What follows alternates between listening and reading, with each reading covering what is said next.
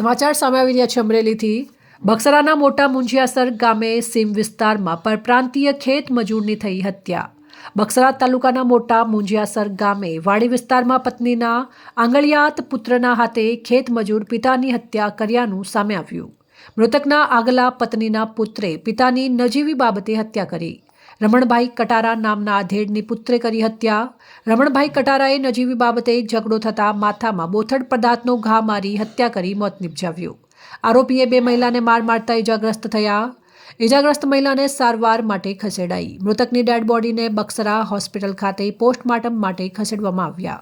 બક્સરા પોલીસના PI IJ Gida સહિત પોલીસે ઘટના સ્થળે પહોંચી હત્યાની આ ઘટના અંગે વધુ તપાસ શરૂ કરી। આ હત્યાની ઘટના અંગે પોલીસ ફરિયાદ લેવાની તજવીજ શરૂ કરાઈ।